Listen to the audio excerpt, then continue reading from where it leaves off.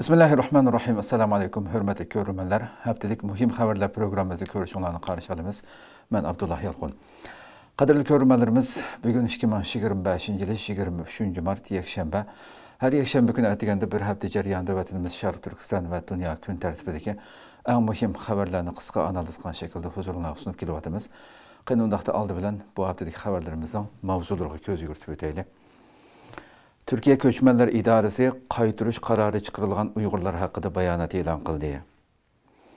Amerika Uygurlarni Xitoyga qaytırışga chetishlik amaldarlarga viza cheklamasi qo'ydi. Xitoy Sharq Turkistondagi kallarning ichish huquqini davomli Xitoy shirkatlariga bermoqda. Trump Erkin Asiya radiosi qatorliq organlarga beriladigan yordamni to'nglatdi. Xitoy iqtisodiy ish sur'atining ko'rinarli ostlaydiganligi mo'ljallanmoqda. Sharq Turkistonga borgan Tayland amaldorlari Xitoyni oqlashda ching turdi. Xo'sh, bu haftaki xabarlarimiz bulardan iborat. Qani birinchi xabardan boshlab ko'rib o'taylik. Türkiye Köçmenler İdaresi qaytırış kararı çıkarılgan Uygurlar haqida bayonot e'lon qildi. Qadrli ko'ruvchilarimiz, albatta bu xabar günlük haberimizde berilgan vaqtida nurg'un qarindoshlarimizni xalqimizni qo'l-qo'l qo'zg'agan bir ish İstanbul 16 ve 18 ma'muriy sud mahkamalarining Türkiye'de yashayotgan Erkin Abduvali ve Mahmud Inoyat ismli ikki Uyg'urni Xitoyga qaytarish haqida qaror chiqarganligi haqida Türkiye'nin qaror gezdi ve başka ijtimoiy fikr vositalarida bu ko'plab tarqatilgandan keyin kuchlik g'ulg'ula qo'zg'adi bu xabar albatta. Türkiye bu xabar tarqalib ijtimoiy fikr vositalarida nurg'unlagan inkoslar tushgandan keyin bununla aloqador Türkiye Köçmenler İdaresi bu vaqtda bayonot e'lon qildi. Bayonotda bir qism axborot organlari va ijtimoiy taratquv hisoblarida tarqalgan sud mahkamasining ikki Uyg'urni Xitoyga qaytarish qarori chiqarganligiga munosabatli xabarning haqiqatga uyg'un emasligi bildirilgan. Köçmenler İdaresi'nin bayanatı. Bayanat yana 6453 numaralı chet ellikler ve xalqaralıq himaye kanununun çiqradan qo'g'lab chiqarish cheklamasi mavzusi ostidagi 4-chi moddasining chet elliklar haqidagi xizmatlarda astoydillik bilan ijro qilinganligi. Buningga asosan hech kimning qiyin qistoqqa uchrash xavfiga uchraydigan va irqiy diniy ma'lum ijtimoiy guruhga tabaligi yoki siyosiy fikrlar sababli hayoti yoki erkinligi tahdidga uchraydigan bir yerga avatilmaydiganligi bildirilgan bayonotda. Bayonotning oxirida tilga ilingan shaxslarning, ya'ni bu ikki Uyg'urning Xitoyga qaytarish qarori chiqqanligi haqidagi bayonlarning reallikqa butunlay uyg'un emasligi, bugunga qadar hech bir Uyg'urning Xitoyga avatilmaganligi, Mahmud Inoyatning o'z talabiga asosan oilasi yashayotgan bir g'arb davlatiga o'z ixtiyori bilan ketganligi, Erkin Abduvali haqida nazorat qarorining 2023-yili amaldan qoldirilganligi qayd qilingan. Albatta bu rasmiy bayonot Köçmenler İdaresi'deki ilgirki Zinnetkul vaqasi bo'lsin va uning keyindan ijtimoiy fikr vositalarida har xil Uyg'urlarning qaytarilganligi haqida o'z vaqtida nurg'un g'ulg'ula chiqqan hamda bu o'zini Uyg'ur demagan, masalan Zinnetkul masalasiga kelsak tojik deb turgan degandek har xil gaplar va hamda qaytarilgandan xatolik bilan bo'ldi degandek gaplarni o'z vaqtida hammamiz bilamiz. Lekin rasmiy bayonot bu shaklda hozir qadar hech qanday Uyg'ur qaytarilmadi degan shaklda Köçmenler İdaresi'ninki bayonoti bu şekilde qadrli ko'ruvchilarimiz. Xo'sh, ikkinchi xabarimizga kelsak, Amerika Uyg'urlarni Xitoyga qaytarishga chetishlik amaldorlarga viza cheklamasi qo'ydi. Amerika Tashqi ishlar ministri Marco Rubio 14 Mart Taylandni o'z ichiga olgan davlatlarning Uyg'urlarni va boshqa millatlarni Xitoyga majburiy qaytarishga javobgarligi bor hukumat amaldorlariga viza cheklamasi qo'yish haqida qaror e'lon qildi. Albatta bu nayeti küçülük, yaxşı elingan karar deb qaraymiz albatta. Lekin o'z vaqtida bu 40 Uyg'urninki Taylanddan qutqizib elinmay, ta mushuncha vala 10 necha yil o'tib ketgan bo'lishiga qaramay, ish tugandan keyin bundan narsaning chiqishi albatta insonni qayg'uga solmay qolmaydi. Insonni har xil fikrlarga keltirmay qolmaydi. Amerika ve başka garip devletlerin bu şu qarindoshlarimiz tutib turilgan mezgillarda albatta nurg'un chaqiriqlarni qilgan bo'lsa-mu Tayland oxirida o'z manfaati uchun Xitoyga bularni topshirib berdi. Albatta buning tafsilotini hammamiz bilamiz. Nurg'un ko'plagan xabarlarimizni berdik, qaytarilgan vaqtida o'tirib qo'ydik. Lekin buningga o'xshash ham, lekin bu qatimqi bu qarormi qaytarilgan vaqtidami nihoyatda kuchli gap qilgan Marko Rubio. Bu qatim bo'lsa, bu Uyg'urlar uchun emas, hattoki ilgariki sobiq mushlarni qaytarishda bu Uyg'urlarni va boshqa bundan keyinmi Sharq Turkistondagi masalan Qozoq, Qirg'izlarni boshqa millatlarni Xitoy qaytarish masalasida qo'li bo'lgan mayli ilgariki sobiq va yoki hozirgi amaldorlarga faqat Tayland qila emas, boshqa davlatlarninki amaldorlarning o'z ichiga shularni o'z ichiga olganligi bu qarorning degandek nihoyatda kuchli bir qaror chiqargan bo'ldi Amerika. Bu shundaqla bu qatimqi qaror masalan Tashqi ishlar ministrliginiki Amerikaning o'sha chet el hukumat amaldorlarini tunji qatim javobgarlikka tortib, ularga viza cheklamasi qo'yishi hisoblanadi ekan hamda. Bu qatim o'sha 40 Uyg'urga bilan boshlangan bo'ldi bu hamda. Bu haqdagi bayonotda bu cheklama yaqinda 40 Uyg'urni Xitoyga qaytargan Tayland bilan cheklanmaydigan bo'lib, balki Uyg'urlarni va boshqa millatlarni Xitoyga majburiy qaytarish javobgarligi bo'lgan hozirgi va sobiq amaldorlarni o'z ichiga olganligi bildirilgan. Marko Rubio 14 mart e'lon qilgan bayonotida cheklama qarorining darhol ijro qilinganligini bildirib, men 27 fevral 40 Uyg'urning Taylanddan majburiy qaytarilishdan mas'uliyati bor yoki sherik bo'lgan hozirgi va sobiq Tayland hukumat amaldorlariga viza cheklamasi qo'yish orqali bu siyosatni darhol ijro qilaman degan.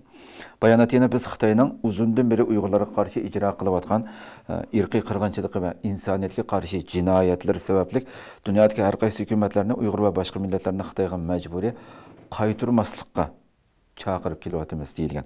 Tayland hukumati 27 fevral mazkur 40 qarindoshlarimizni majburiy Xitoyga qaytargandan keyin shu vaqtda Marko Rubio bayonotida yozma bayonot e'lon qilib, Tayland hukumatining harakatini qattiq iboralar bilan ayblab, Tayland uzun muddatli ittifoqdoshimiz bo'lish sifati bilan Taylandning bu harakatidan qattiq cho'chidik degan shaklda ifoda bildirgandi o'z vaqtida.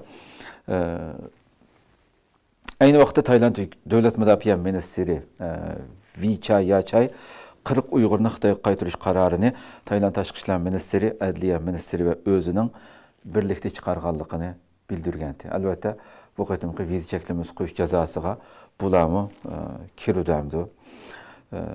Ammo bularninki albatta qaytarilgandan keyin hozirgacha hech qanday ayblash, noroziliklar, nurg'un masalan Amerikaning jazosi degandek bu to'xtamadi. Bu besim tufayli shu hafta ichida yana 3 kunlik 18 martdan boshlab 3 kunlik ziyorat qildi. Bugungi xabarimizning oxirida u ziyoratdagi bularning o'ynagan o'yini Xitoyning qanday o'yin tartiblaganligi uni birozdan keyin diqqatingizga sunamiz. Xo'sh, yana bir xabarimiz kelsak, Xitoy Sharq Turkistondagi konlarning echish huquqini davomli Xitoy shirkatlariga bermoqda. Qadrli ko'ruvchilarimiz, har hafta degdek diqqat qilayotgan bo'lsanglar, isqan bo'lsanglar kerak. Xitoyning mana shu vatanimizdagi son-sanoqsiz boyliqlarni qanday talon-taroj qilayotganligi, buning bulan-talon qilish sur'atini oshirish uchun kecha-kunduz nurg'un usullar bilan bu bulan-talon davomlashtirayotganligi haqidagi xabar davomli chiqib turibdi. Bu qatimmi yana shunga aloqador bir xabar bu albatta. Xitoy Sharq Turkiston tabiiy boyligini bulan-talon qilishni davomli kuchaytirish uchun yana 171 konning echish huquqini Xitoy shirkatlariga o'tkazib berishni planlagan. Atalmish Uyg'ur Abnurayliq tabiiy boylik nazorati organ to'rining xabar qilishicha 2025-yil Sharq Turkistonning kon egilik huquqini o'tkazib berish loyihasini tashviq yig'ini 18 mart Aqsu shahrida o'tkazildi. Bu jarayonda mis, temir, oltin, litiy qatorliq kam uchraydigan metall konlarni o'z ichiga olgan 171 konning egilik huquqini o'tkazib berish loyihasi nuqtaliq tashviq qilindi bu yig'inda. Hozirgacha Xitoy markaziy korxonalari, davlat korxonalari, xususiy korxonalar, moliya o'rinlari qatorliq 180 dan ortiq o'rin bu qatimqi yig'in qatnashgan.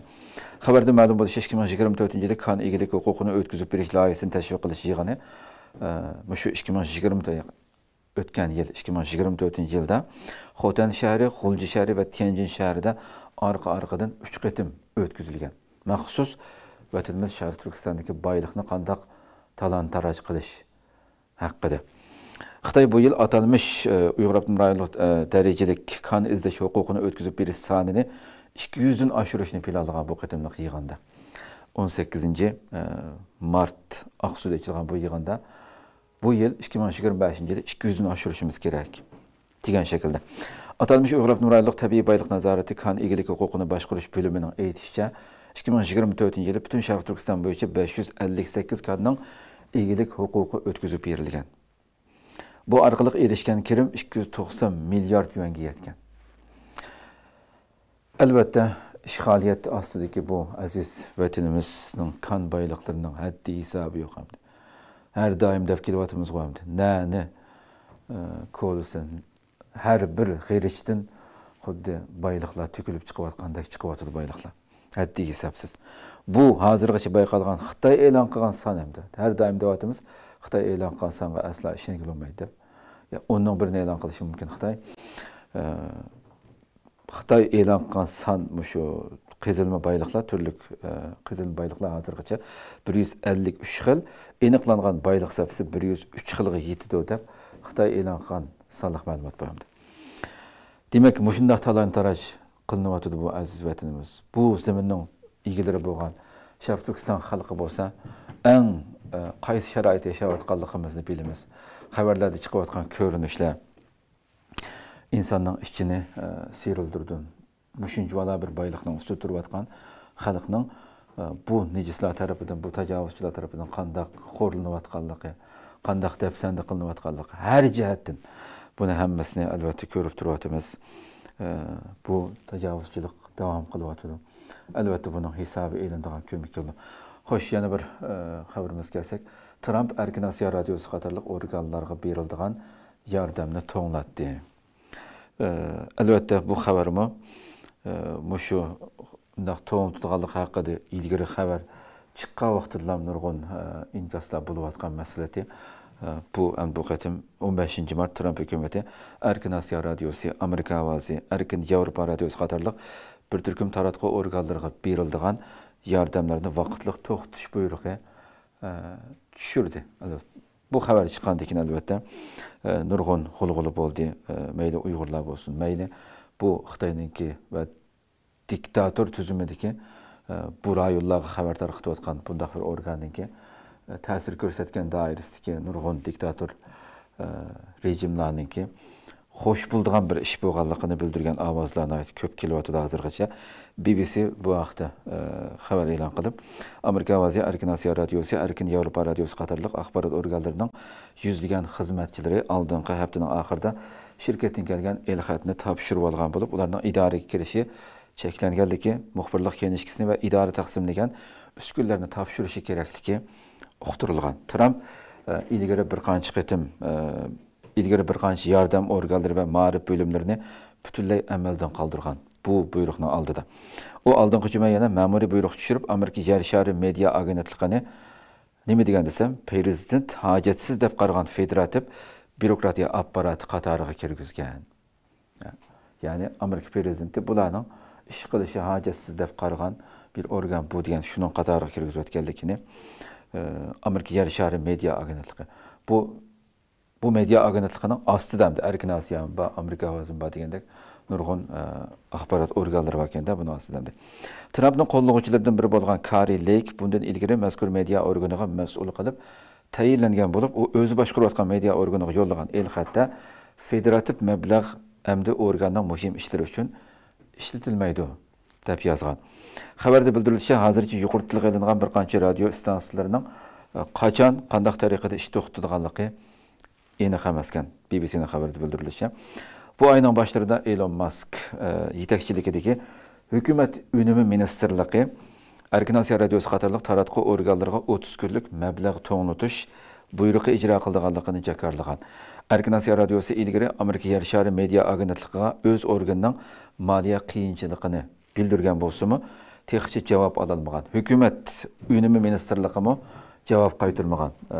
Erkin Asya Radyosu'nunki bu Amerika Yer Şarı Medya Agentliği'ne. Yani bu elbette Erkin Asya ve başkasına başvurduğun organda. Bu karar Amerika siyasetçileri şundaqla muhaciratda Uygurlar arasında çoğun gulu qozgan bulup, nurgun demokratçılar yazma bayanat, yazma e'lon qilib, medianın izzet hürmetini qoğdaşqı çağırdı. Avam Palatası Xitay İşleri Alaydı Komitetinin nüfuzluq azası Raja Krishnamurti Erkin Asya Radyosu'nun taqaşının Amerika'nın chet eldeki yumşaq küçüge ziyan yetkizdiğanlığı toğrısida agahlandırdı. Onun her qaysı tilladaki başqa nurgun xabarlardan berilib o'tirganmda. Har qaysi tillarda 60 milyon xalqqa axborot xabar taqdigan bir organdaki bundaq taqib etilishi ig'ir bir fojia Amerika uchun. Bu Amerikaning yumshoq kuchiga, chet eldagi kuchiga ig'ir ziyon keltirdi deb bu ovozlar ko'plab bo'lyotdi. Va qachongacha bardosh qildi. Buni albatta yo'li menyotir deb Erkin Asya Radyosu'nunki başlığımı öz vaqtida biz günlük xabarimizden bədik. Bunun yolunu mağdığanlığını, xizmətlərini davamlaşdırılğanlığını e'lon qılğandı. Əmdi təxə aldığın günü Uyğur bölümündən e'lon qılınğan bir rəsm var. Şunu yaqında e'lon qılındı bu aldığın günü deyəm. 15 Mart Amerika hökuməti Erkin Asya Radyosu'nun məbləğini toxtatdı. Ən axırqı Uyğur bölümündən gələn bir xat bu. Məbləğini toxtatdı. Şunu biz hazır intayın az sandaki xadimlar bilan məşğulat qılıbatımız. Biz yanıda tor bekitimiz və ictimai taratqularda çəklik xəbərlərini yeniləb durumuz. Davamlı qollağanlıqlarga rəhmət degan bu fikirni həmbəhərlədi. Demək, aldığımız günlərdə nəyə barıb toxtuldığanlığını görürüz. Xoş, yeni bir xəbərimiz gəlsək. Xitay iqtisadi iş sürətinin görünərlik astılaydığanlığı mölçərlənməkdə. Elbette Trump'ın üstüge buluvatkan cezası sebeplik boğallığı bildirildi bu haberde mi? Trump'ın tamojni beci Xitay iqtisadını asıltıvatkan bulup, iqtisadi hemkarlık ve terakkiyat teşkilatının mülçerine qaraganda bu yüzünlük dünya soğudusuna təsir görürsü diken. Cənubi Xitay Səhər Poçtu Gezisi'nin 18 Mart'daki haberi bu. İqtisadi Həmkarlıq və Tərəqqiyat Təşkilatı Xitay iqtisadını asılaydığanlığını mölçərləyən. Bunundaki asaslıq səbəb Amerika Prezidenti Trump'ın yolu qoyğan yeni tamojni beci deyib görürsülgən. Bu yıl Xitay iqtisadının 4,8% ösüdüğanlığı bu dokumentda. 2026 yılға kelgəndə 4,4%-ə düşüb qaldığanlığı mölçərlənən. Qoşumçu tamojni becinin 20%-ə ösüşü 10 boldu. Onun aldıki 25% çət əlmallarga, şunun ben 45%-ə bağan doğamdı. Demək, bu bacının bu şəkildə ösüşü Xitayına qarşılıq tədbirləri qollanışqa məcburluğan. Soğudunun kəskilləşi eşib, xalqara bazarlarda əndişi peyda qılğanlığı, östürülgən tamojni beci soğudu çıxımını aşırıb, təmillə səncirgə soğudu məbləği təsir görüstüşü mümkünlüğü bildirilgan. Xitay iqtisadının asılışının yana dünya işləb çıxırış umumi qimmətiga və məhsulat işləb çıxarğıçılarga həm təsir görüstüdüğanlığı bildirilgan bu xəbərdə. Xoş, yeni bir xəbərimiz gəlsək. Şərq Türkistan'a barğan Tayland əməldarları Xitayını aqlaşdı, çın turdu. Yuxurdaki xəbərimizdə deyəndim o. Demək, bu besim səbəblik qaytırılğandan tatib buluvatqan dünyadan, həmmə yerdən buluvatqan besim səbəblik öz vaxtıdlam bular Xitay ilə alaqılışıb. Körünüşdə xuddi ular köngül bölgən qiyafət kirib, biraz özüdən besimini yeniklətməkçi olduq hamdı Tayland'a ayrılır mı? Xitay mı bu fürsətdən paydalanıb özünü bir bazağı selib alay deb oyladı. Biz şu vaxtıdlam gündəlik xəbərimizdən bəgəndik. Xitayның qandaq hiligar Allah burun xuddi bularını tayarlıq qılıb olsun biz berib oğuş degəndək.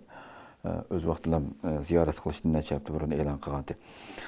Bu Bangkok poçtu torunun xəbərdəmdi bu ziyaretini bədən bu təfsil aletdə. Tayland muavin baş ministeri ve müdafiə ministeri Phumtham Vichayachai, Ədliyyə ministeri Taviz Chodson ve bir qism hərbi əməldarlar ötken ayda Xitay'a tapşırıb berilən Uyğurların əhvalını gözləş üçün 18 Mart Şərq Türkistan'a 3 günlük ziyaretki barğanlığı haqqında xəbər verildi mənə. Görünüşlər. Qarab qaylı. Bu numussuz Xitaylar da alayda elə yüzünü tutqub qoyğanımı biraz gep qılımız onunla. Tayland əməldarlarının bu ziyarəti Amerika qatarlıq bir qism dövlətlərinin və xalqaralıq təşkilatlarının tənqidi aslında Taylandның bu qaytırışdan ibarət cinayətini aqlaş üçün orunlaşdırılğanlığı köpləb ilgiri sürülüyatqan bir paytda bu ziyarət əməlga aşdı degan gap. Xəbər qilinishicha 3 kunlik ziyoratning oxirgi kunda so'z qilgan Phumtham Vichayachai ko'rishgan oilalarning o'z ixtiyorligiga asosan tanlanganligini ta'kidlagan. Sen qanday bilsa buni yani? Xitoy akılaring sana ashuna deydi-da bu hiyligar Xitoylar. Xuddi o'zi berib tanlab, xohlaganini men shuning bilan tuyuqsizlam, men mana bilan ko'rishman degandek. Ve bu qitimliq ziyoratda Xitoyni aqlashda ching turib, bu Vichayachai xalqaro jamiyatdan qaytarilgan 40 Uyg'ur masalasida Xitoyning o'yin o'ynab, ko'z bo'yamchilik qilganligi haqidagi ogohlantirishlarni rad qildi. Bu Bangkok pochtasiga eskidiki sözlərinin hammasi bunu aşkarlab turibdi. Phumtham ziyorat qilish jarayonidagi Uyg'urlarning hissiyotlarining saxt ekanligi to'g'risidagi sözlərini rad qilib, ular buyruq bilan yig'laydigan Hollywood artistlar emas. Biz kelganda ularning ko'zlari yoshga to'ldi. Ulardan xushal ekanligi so'ralganda, ya'ni xushal emasmi deb so'ralganda, ularning hissiyotlari nihoyat tabiiy deb bildirilgan. Ya inson biraz aqli bo'lsa o'ylab qoldi-da. Ya'ni Xitoyning oldidagi bu numussiz Xitoy tajovuzchilarininki Hollywood artistlar emas, boshqa yerning artistlarini dünyanın nəminəsi ağzı tashlab qo'ydiganligini bilmaydigandek dünya xuddi. Bu hiyligarlarning qanday o'yin o'ynaydiganligini bilmaydigandek. Va biz kelganda ularning ko'zlari yoshqa. Ya nimishqa agarda bu so'zdan bir narsa chiqib turdi yani. Seni ko'rganda sen bir qutqazg'uchimanmi ularni? Sen 11 yildan ortiq ish mumkinligini ko'rsatib, shu yerda shu nachar sharoitlarda seni türmege solab bergandek uchun seni ko'rsa agar tabiiy bo'lsa, ko'ziga yosh kelamdi. Bu qandaq ifoda deb o'ylab qo'ydi yani.